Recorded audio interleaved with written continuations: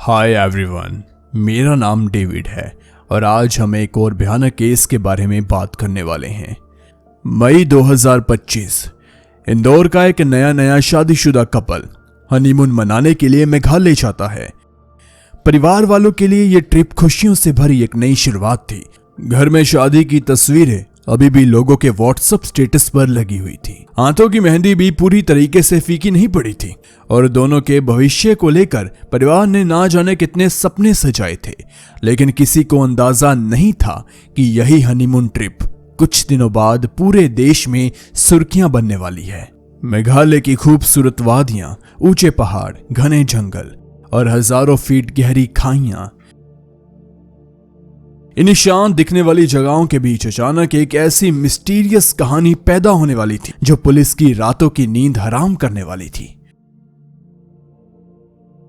शुरुआत में लोगों को लगा शायद नेटवर्क की समस्या होगी, लेकिन घंटे दिनों में बदल गए और बेचैनी डर में बदलने लगी। फिर एक दिन जंगलों और खाइयों के बीच पुलिस को कुछ ऐसा मिलता है जिसे देखकर हर कोई सन्न रह गया। मामला अब सिर्फ एक मिसिंग केस का नहीं रह जाता, इसके पीछे छुपी कहानी कहीं ज्यादा खौफनाक नजर आने लगती है। जैसे जैसे जांच आगे बढ़ती है वैसे वैसे रिश्ते, भरोसे और प्यार के पीछे के कुछ ऐसे राज सामने आते हैं जिनकी किसी ने कभी कल्पना तक नहीं करी थी। आखिर उस हनीमून ट्रिप पर ऐसा क्या हुआ था? कैसे एक नई जिंदगी की शुरुआत कुछ ही दिनों में मौत और रहस्य की कहानी बन गई? और क्यों इस केस का हर नया खुलासा लोगों को अंदर तक हिलाता चला गया? आज की इस वीडियो में हम आपको इस केस के बारे में पूरी कहानी बताएंगे जो शुरुआत से लेकर आखिर तक किसी क्राइम थ्रिलर फिल्म जैसी लगती है। कहानी शुरू होती है राजा रघुवंशी और सोनम रघुवंशी से। दोनों ही मूल रूप से मध्य प्रदेश के इंदौर में रहने वाले थे। राजा रघुवंशी का जन्म 1996 में हुआ था। उनके पिता का नाम अशोक रघुवंशी और माता का नाम उमा रघुवंशी है। राजा परिवार का सबसे छोटा बेटा था। उससे बड़े दो भाई थे, सचिन रघुवंशी और विपिन रघुवंशी। रघुवंशी परिवार का ट्रांसपोर्ट का बिजनेस था। अपनी पढ़ाई पूरी करने के बाद राजा भी इसी पारिवारिक बिजनेस में शामिल हो जाता है। धीरे धीरे वह बिजनेस की सारी जिम्मेदारियां संभालने लगता है और काफी अच्छे तरीके से काम को वो आगे बढ़ाता है। दूसरी तरफ सोनम रघुवंशी का परिवार मूल रूप से भारत के उत्तर प्रदेश का रहने वाला था। उसके पिता देवी सिंह रघुवंशी रोजगार की तलाश में उत्तर प्रदेश छोड़कर इंदौर आ जाते हैं। शुरुआत में उन्होंने छोटे मोटे काम किए, बाद में इंदौर में अपनी आटा चक्की शुरू की। कुछ समय ये काम करने के बाद उन्होंने प्लाईवुड के बिजनेस में कदम रखा और यहीं से परिवार की किस्मत बदलनी शुरू हो गई थी। प्लाईवुड का कारोबार बहुत तेजी से बढ़ने लगा। देखते ही देखते इनका बिजनेस मध्य प्रदेश से निकलकर गुजरात समेत भारत के कई अन्य राज्यों तक फैल गया। परिवार आर्थिक रूप से काफी मजबूत हो गया था। इलाके के बड़े बिजनेसमैन परिवारों में उनका परिवार गिना जाने लगा। धीरे धीरे इस परिवार की गिनती करोड़पति परिवारों में होने लगी। सोनम के परिवार में उसके अलावा उसका एक भाई भी था जिसका नाम गोविंदा था। सोनम पढ़ाई लिखाई में एक एवरेज स्टूडेंट मानी जाती थी। उसने 10वीं की परीक्षा 2 कोशिशों में पास की और बड़ी मुश्किल से 12वीं तक की पढ़ाई पूरी की। हालांकि पढ़ाई में सोनम बहुत तेज नहीं थी, लेकिन पारिवारिक बिजनेस में उसकी काफी रुचि थी। बिजनेस से जुड़ी चीजें वे जल्द से समझने लगी। इसी वजह से कुछ ही समय में वे अपने पिता के प्लाईवुड कंपनी में एचआर की पोस्ट पर काम करने लगी। सोनम और राजा रघुवंशी दोनों ही आर्थिक रूप से काफी मजबूत परिवारों में आते थे। दोनों अपने अपने पारिवारिक बिजनेस में दी गई जिम्मेदारियों को काफी अच्छे से निभाते भी थे। इसी दौरान राजा रघुवंशी के परिवार वालों ने उसकी शादी कराने का फैसला किया। दूसरी तरफ सोनम के परिवार वाले भी उसकी शादी कराने के बारे में सोचने लगे। इसके बाद शादी करवाने के पर्पस से सोनम का परिवार उसका नाम रघुवंशी परिचय पुस्तिका में दर्ज करवाते हैं। उधर राजा रघुवंशी के परिवार वाले भी राजा की डिटेल्स रघुवंशी परिचय पुस्तिका में दर्ज करवा देते हैं। ये एक तरीके की कम्युनिटी डायरी होती है जिसमें रघुवंशी समाज के शादी योग्य लड़के और लड़कियों की जानकारी लिखी जाती है। इसी के जरिए परिवार वाले अपने बच्चों के लिए रिश्ता ढूंढते हैं। रामनवमी के मौके पर पहली बार सोनम और राजा रघुवंशी के परिवार वाले इस परिचय पुस्तिका के जरिए एक दूसरे का बायोडाटा देखते हैं, जिसके बाद पारिवारिक स्तर पर बातचीत शुरू हो जाती है। रिश्ता तय होने के बाद 11 फरवरी 2025 को राजा रघुवंशी और सोनम की सगाई बड़े ही धूमधाम से की जाती है। जैसा कि आमतौर पर होता है, सगाई के बाद दोनों के बीच फोन पर बातचीत शुरू हो जाती है। धीरे धीरे दोनों एक दूसरे को जानने और समझने लगते हैं। इसी दौरान परिवार वाले ये भी तय कर देते हैं कि 11 मई 2025 को ही दोनों की शादी की जाएगी। समय बीतता है, आखिरकार वह दिन भी आ जाता है जब राजा रघुवंशी और सोनम रघुवंशी हिंदू रीति रिवाजों के अनुसार शादी के बंधन में बंध जाते हैं। इंदौर में शादी काफी धूमधाम से होती है। रिश्तेदार, मेहमान, संगीत, रस्में, हर तरफ खुशियों का माहौल था। शादी की रस्मों के मुताबिक राजा रघुवंशी का परिवार अपनी ओर से सोनम को लगभग 16 लाख रुपए के सोने के गहने देता है। हर किसी को यही लग रहा था कि दो बड़े और संपन्न परिवार अब रिश्ते में जुड़ चुके हैं और दोनों की जिंदगी अब एक खूबसूरत शुरुआत लेगी। शादी के बाद राजा सोनम को अपने घर लेकर जाता है। शुरुआती दिनों में सोनम का व्यवहार बिल्कुल सामान्य दिखाई देता है। वह घर की रस्मों में हिस्सा लेती है, पूजा पाठ करती है, परिवार वालों के साथ भी सामान्य तरीके से रहती है। धीरे धीरे घर में उसकी छवि एक संस्कारी और समझदार बहू के तौर पर बनने लगती है। हालांकि परिवार वालों ने एक बात जरूर नोटिस की थी, सोनम अक्सर अपने फोन में बिजी रहती है, लेकिन किसी ने इस बात को ज्यादा गंभीरता से नहीं लिया। लोगों को लगा नई नई शादी हुई है, उसके बाद अपनी माँ और या अपने परिवार वालों की याद आती होगी। शादी के सिर्फ 1-2 दिन के बाद ही राजा और सोनम हनीमून डेस्टिनेशन तय करने लगते हैं। शुरुआत में प्लान कश्मीर जाने का बनता है। खासकर राजा काफी एक्साइटेड था क्योंकि वह हमेशा से कश्मीर घूमना चाहता था। लेकिन तभी सोनम अचानक से मेघालय जाने की बात करती है। पहले राजा थोड़ा मना करता है क्योंकि उसका मन कश्मीर जाने को था, मगर सोनम बार बार मेघालय चलने की जिद करती है। आखिरकार राजा उसकी बात मान ही जाता है और यहीं से उनकी जिंदगी का वो सफर शुरू होता है जो आगे चलकर मर्डर की मिस्ट्री बनने वाला था। इसके तुरंत बाद सोनम खुद ही शिलोंग की फ्लाइट टिकट बुक करती है। राजा इस ट्रिप को लेकर काफी खुश था। वह अपनी नई शादीशुदा जिंदगी को लेकर मन ही मन कई सपने बुन रहा था, लेकिन दूसरी तरफ सोनम के मन में कुछ और ही चल रहा था, जिसकी भनक अभी तक किसी को नहीं। 20 मई 2025 को दोनों इंदौर से फ्लाइट लेकर बेंगलोर से होते हुए गुवाहाटी पहुंच जाते हैं। इस दौरान शादी में मिले सारे गहने, यहां तक कि राजा की सोने की चेन अंगूठी भी सोनम अपने पास ही रखती है। अगले दिन यानी 21 मई को दोनों शिलोंग पहुंचते हैं और वहां बालाजी गेस्ट हाउस में रुकते हैं। यहीं से दोनों कामाख्या मंदिर में दर्शन करने भी जाते हैं। बाहर से सब कुछ बहुत ही सामान्य और खुशहाल नजर आ रहा था। सोशल मीडिया पर तस्वीरें, घूमना फिरना, नई शादी की खुशी, किसी को जरा भी अंदाजा था ही नहीं कि अभी इस ट्रिप पर आगे क्या होने वाला है। 22 मई को राजा और सोनम शिलोंग की किटिंग रोड पर स्थित एक बाइक रेंटल कंपनी से स्कूटी किराए पर लेते हैं। उनका प्लान था सोहरा और चेरापूंजी घूमने का। इस दौरान उनके साथ एक लोकल गाइड भी रहता है। रात को दोनों शिप्रा होम स्टे में रुकते हैं। अगली सुबह वहीं से निकलकर दोनों मशहूर double decker living root bridge देखने जाते हैं। रास्ते भर दोनों तस्वीरें खींचते हैं, सोशल मीडिया पर शेयर भी करते हैं। तस्वीरों में दोनों बहुत ही खुश दिखाई देते हैं।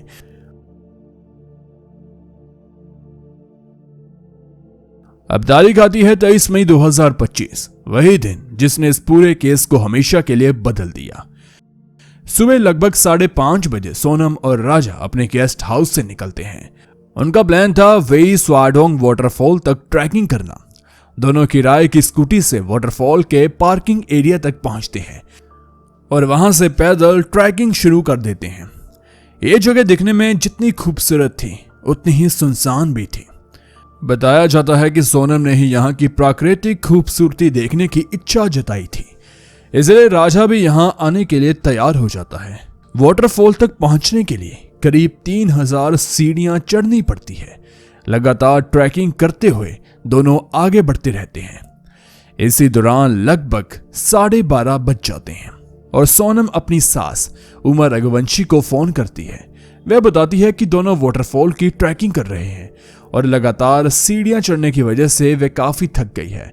बातचीत के दौरान सोनम ये भी बताती है कि उसने व्रत रखा हुआ है, इसलिए उसने कुछ खाया पिया भी नहीं।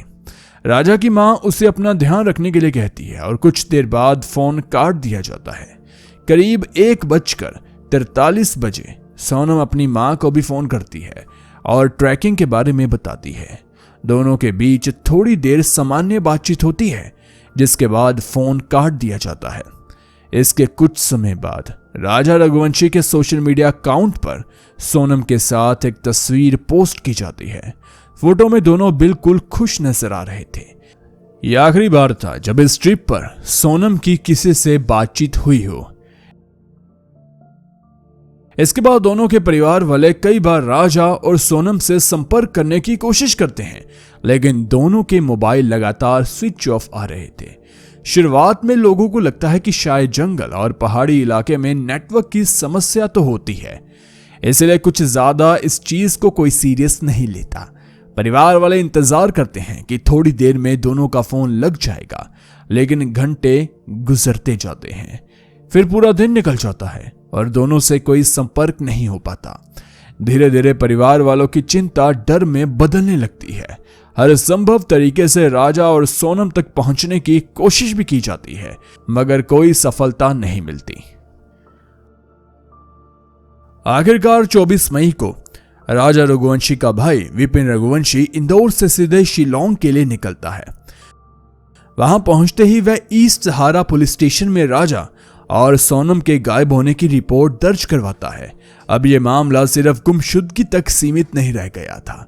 यहां से एक परफेक्ट क्राइम की कहानी शुरू होती है। राजा और सोनम से जुड़ी जरूरी जानकारी लेने के बाद पुलिस तुरंत जांच शुरू कर देती है, लेकिन शुरुआती दौर में पुलिस के हाथ कुछ भी ठोस नहीं लगता।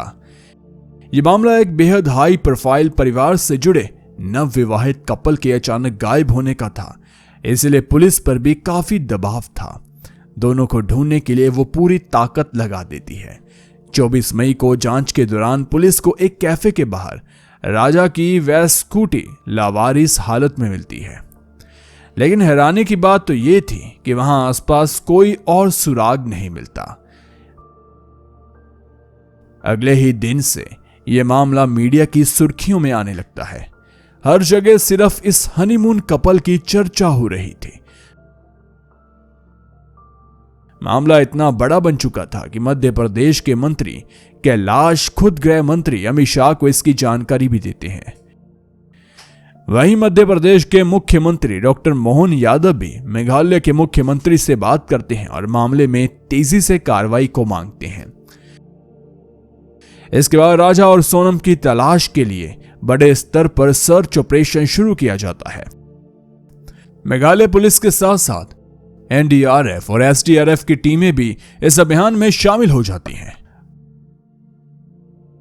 पहाड़ी इलाके, घने जंगल, लगातार खराब मौसम और तेज बारिश, हालात बेहद मुश्किल थे। इसके बावजूद दिन रात दोनों की तलाश जारी रहती है, लेकिन कई घंटों की खोजबीन के बाद भी पुलिस को कोई बड़ी सफलता नहीं मिलती। मामला जितना लंबा खिंच रहा था, लोगों के मन में उतने ही ज्यादा सवाल और डर पैदा होने लगते हैं। अब इस केस ने सिर्फ एक मिसिंग रिपोर्ट का रूप नहीं लिया था, बल्कि धीरे धीरे पूरे देश का ध्यान अपनी तरफ खींच लिया था। 27 मई को सर्च ऑपरेशन के दौरान पुलिस को एक खाई के पास से उन दोनों से जुड़ा एक बैग मिलता है। बैग मिलने के बाद लोगों को उम्मीद होने लगती है कि शायद जल्द ही राजा और सोनम का पता चल जाएगा, लेकिन तभी मौसम अचानक से खराब हो जाता है। लगातार तेज बारिश और फिसलन भरे रास्तों की वजह से सर्च ऑपरेशन बीच में ही रोकना पड़ता है। हालांकि कुछ दिनों बाद 30 मई से एक बार फिर से बड़े स्तर पर तलाशी अभियान शुरू किया जाता है। पुलिस, एनडीआरएफ, एसडीआरएफ की टीमें जंगलों, पहाड़ों और गहरी खाइयों में लगातार सर्च कर रही थी, लेकिन कई दिनों तक उनके हाथ कुछ भी नहीं लगता। समय के साथ साथ मामला और ज्यादा रहस्यमयी होता जाता है। मीडिया में तरह तरह की बातें होने लगती है। कई इसे हादसा बता रहे थे तो कई इसके पीछे किसी बड़ी साजिश का शक जता रहे थे। उधर दोनों परिवार वालों की बेचैनी भी अब गुस्से में बदलने लगी। परिवार वालों ने पुलिस पर लापरवाही के आरोप लगाने शुरू कर दिए। जांच को सीबीआई के हवाले करने की मांग उठने लगी। बढ़ते दबाव के बीच पुलिस भी हर संभव कोशिश में जुट गई।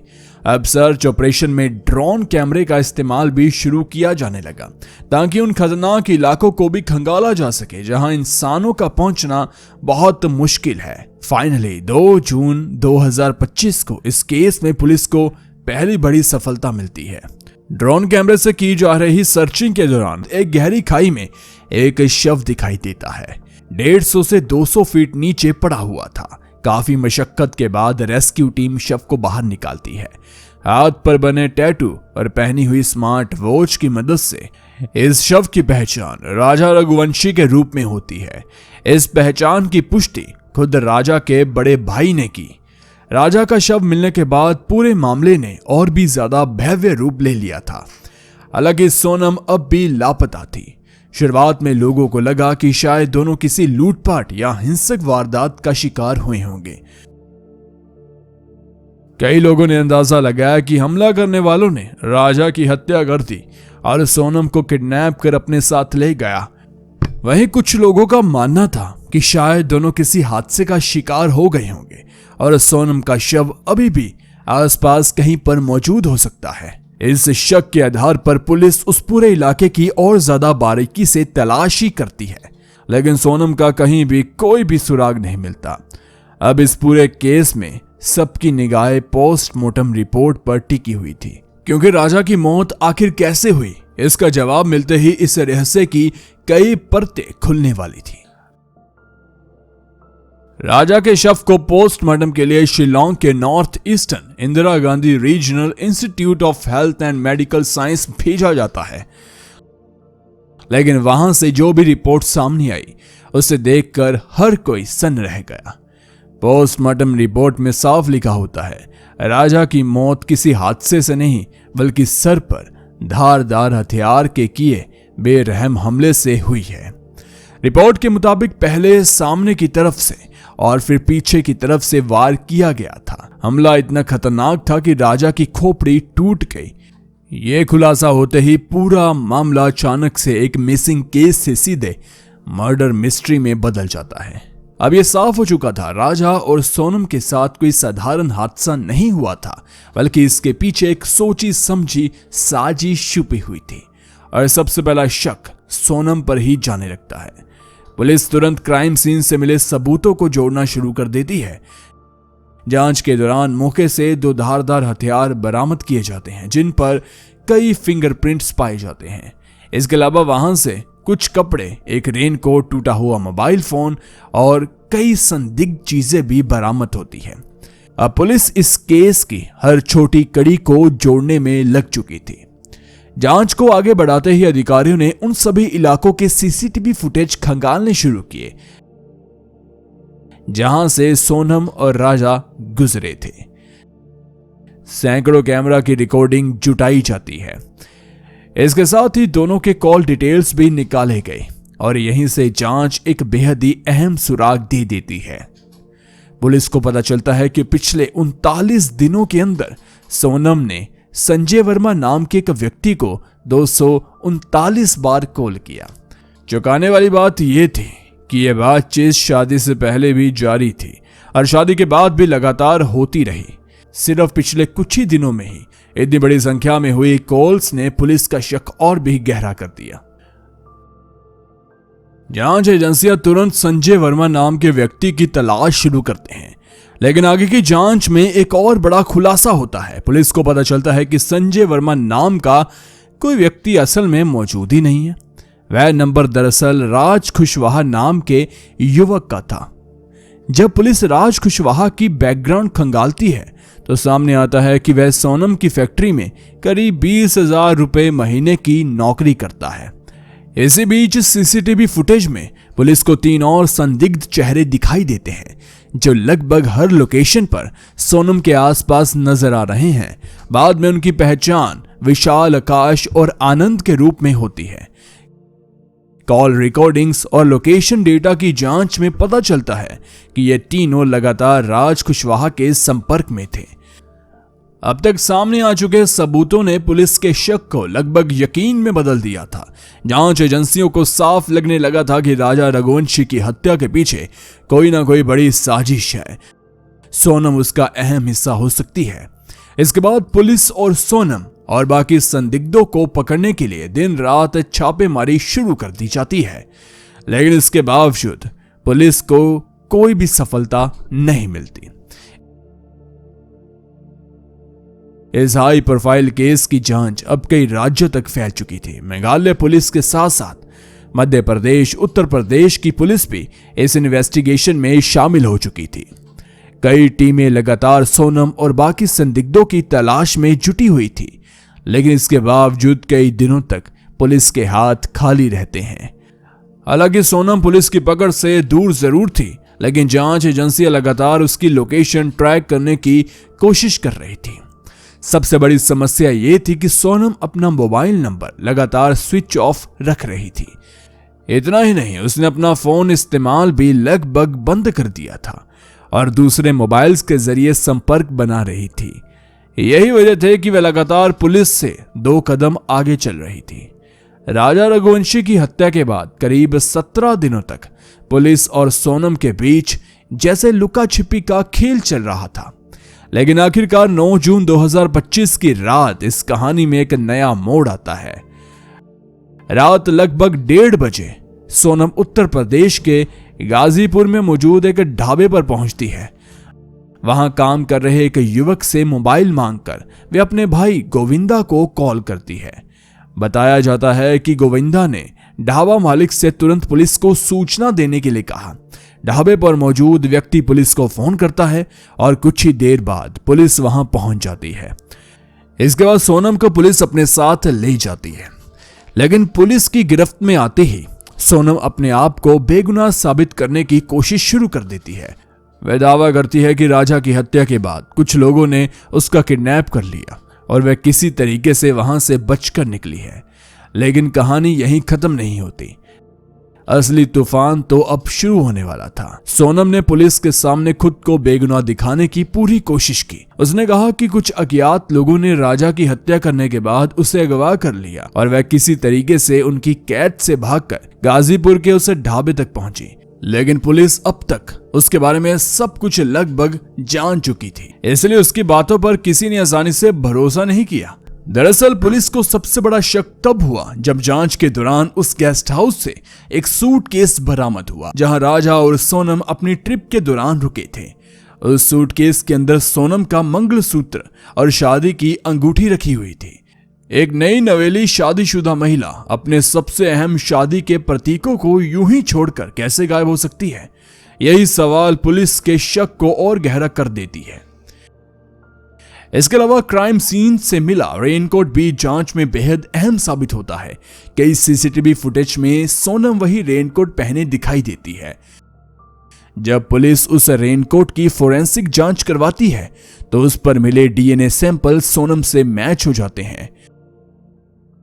अब यह लगभग साफ हो चुका था कि हत्या के वक्त सोनम घटनास्थल पर मौजूद थे, क्योंकि सोनम को उत्तर प्रदेश से पकड़ा गया था और केस मेघालय में दर्ज हुआ था, इसलिए जल्द ही उसे मेघालय पुलिस के हवाले कर दिया जाता है। फिर अगले ही दिन पुलिस इस हत्याकांड में शामिल 3 अन्य आरोपी विशाल, आकाश, आनंद और साथ साथ राज कुशवाहा को भी गिरफ्तार कर लेती है। इसके बाद शुरू होती है लंबी पूछताछ और इन सवालों से सामने आता है एक ऐसा सच जिसने पूरे देश को हिलाकर रख दिया। पुलिस के मुताबिक राजा रघुवंशी की हत्या कोई अचानक कोई वारदात नहीं थी, बल्कि यह एक पहले से रची हुई साजिश थी और इस साजिश के केंद्र में भी सिर्फ उसकी पत्नी सोनम थी। जांच में पता चलता है कि सोनम और राज कुशवाहा के बीच लंबे समय से प्रेम संबंध थे। शादी के बाद भी दोनों लगातार संपर्क में थे। पुलिस का दावा था कि इसी रिश्ते की वजह से राजा को रास्ते से हटाने की योजना बनाई गई और फिर मेघालय उन सुनसान वादियों में इस खौफनाक हत्या को अंजाम दिया गया। रिपोर्ट्स के मुताबिक सोनम का दिल अपनी ही फैक्ट्री में काम करने वाले राज कुशवाहा पर आ जाता है, जो कि मात्र 20,000 में काम करता था। राज की उम्र उससे करीब 5 साल कम थी और फैक्ट्री में एक मामूली सैलरी थी उसकी। दोनों की आर्थिक और सामाजिक हैसियत में जमीन आसमान का फर्क था। शायद यही वजह थी कि सोनम कभी खुलकर अपने परिवार के सामने इस रिश्ते के बारे में बोल नहीं पाई। इसी बीच सोनम के पिता उसकी शादी राजा रघुवंशी से तय कर देते हैं। राजा एक बड़े और संपन्न परिवार में था, बिजनेस संभालता था, समाज में उसकी अच्छी छवि थी। कथित तौर पर सोनम ने इस रिश्ते से इनकार करने की कोशिश भी की थी, लेकिन परिवार का फैसला बदलना आसान नहीं था। घरवालों का साफ कहना था शादी होगी तो राजा रघुवंशी से ही होगी। धीरे धीरे सोनम को एहसास हो जाता है कि अब वह इस शादी को टाल नहीं पाएगी। बाहर से वह सब कुछ सामान्य दिखाती है, शादी की रस्में, परिवार के बीच हंसी खुशी, नए रिश्ते को अपनाना, सब कुछ बिल्कुल परफेक्ट नजर आ रहा था। लेकिन पुलिस के मुताबिक इसी दौरान पर्दे के पीछे एक बेहद खौफनाक साजिश बनाई जा रही थी। किसी को उस पर शक ना हो, इसीलिए सोनम हर रस्म को खुशी खुशी निभाती रही। और फिर बेहद चालाकी से उसने हनीमून का पूरा प्लान बनाया। परिवार जहां कश्मीर जाने की बात कर रहा था, वहीं सोनम ने राजा को मेघालय जाने के लिए मना लिया। उस वक्त किसी को अंदाजा भी नहीं था कि ये सिर्फ एक हनीमून ट्रिप नहीं, बल्कि एक ऐसी यात्रा बनने वाली है जहां से किसी की जिंदगी वापस लौटकर नहीं आने वाली। पुलिस के मुताबिक मेघालय को चुनने के पीछे भी एक बेहद खतरनाक वजह थी। जांच एजेंसियों का दावा था कि सोनम और उसके कथित बॉयफ्रेंड राज कुशवाहा ने ही पहले से पूरी साजिश को तैयार कर रखा था। उन्हें लगता है कि मेघालय के घने जंगल, सुनसान घाटियां और दूर दराज के ट्रैकिंग रूट किसी भी वारदात को अंजाम देने के लिए बहुत सुरक्षित है।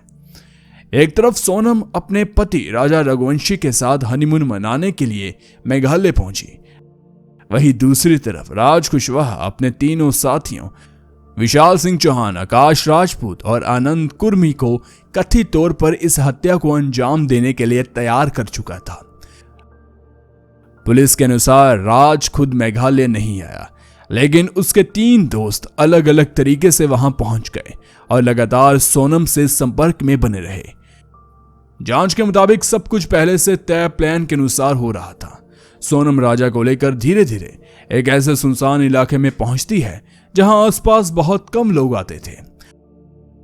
ट्रैकिंग के दौरान वे जानबूझकर राजा से थोड़ा पीछे रहने लगती है। तभी मौका देखकर वे विशाल को हमला करने का इशारा करती है। पुलिस का दावा है कि इशारा मिलते ही विशाल ने धारदार हथियार से राजा के सर पर पहला वार किया। इसके तुरंत बाद दूसरा हमला आकाश राजपूत ने किया। अचानक हुए इन हमलों से राजा को संभलने का मौका भी नहीं मिला। कुछ ही सेकंडों में उसकी मौत हो गई। हत्या के बाद आरोपियों ने राजा की बॉडी को गहरी खाई में फेंक दिया। वारदात में इस्तेमाल हथियार भी वहीं छोड़ दिए। आगे की जांच में पुलिस को घटनास्थल से मिले हथियारों पर आरोपियों के फिंगरप्रिंट्स भी मिले, जो जांच में मैच कर गए। इतना ही नहीं, आरोपियों के कपड़ों पर भी राजा के खून के निशान पाए गए। सोनम का रेनकोट भी खून से सना हुआ था। इसलिए पुलिस के मुताबिक वारदात के तुरंत बाद सभी ने अपने कपड़े वहीं पर फेंक दिए, दूसरे कपड़े पहने और फिर अलग रास्ते से मेघालय छोड़कर फरार हो गए। सोनम मेघालय से भागने के बाद इंदौर, वाराणसी और कई दूसरी जगह छुपती रही। पुलिस से बचने के लिए उसने अलग अलग लोकेशन बदलना शुरू कर दिया था।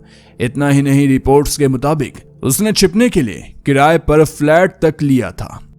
इस दौरान वह कुछ लोगों की मदद से अपने खिलाफ मौजूद सबूतों को मिटाने की कोशिश भी करती है। बाद में जांच के दौरान पुलिस उन लोगों तक भी पहुंच जाती है जिन्होंने सोनम को छिपाने में मदद की थी, और उन लोगों को हिरासत में लिया जाता है। इसी भी जांच में एक और चौंकाने वाली बात सामने आती है। कुछ रिपोर्ट्स के मुताबिक सोनम के बैग से एक दूसरा मंगलसूत्र भी बरामद हुआ था। इसके बाद सोशल मीडिया चैनल पर अलग अलग तरीके के दावे किए जाने लगे। कुछ लोगों का कहना था कि शायद सोनम ने राजा रघुवंशी से शादी करने से पहले या फिर उसकी हत्या के बाद राज कुशवाहा के साथ गुपचुप तरीके से शादी कर ली होगी। हालांकि इस बात की पुष्टि ना तो पुलिस के द्वारा की गई और ना ही दोनों परिवारों ने इस दावे को स्वीकार किया। फिलहाल इस केस में पुलिस की जांच लगातार जारी है। सभी मुख्य आरोपी जेल में बंद हैं। अदालत में केस की सुनवाई आगे बढ़ रही है। आने वाले समय में इस केस में और भी कई नए बड़े खुलासे हो सकते हैं। जैसे ही इस मामले में कोई भी जानकारी सामने आएगी हम आपको जरूर बता देंगे। लेकिन थैंक यू, आपने डेविड ट्रू क्राइम की इस वीडियो को देखा।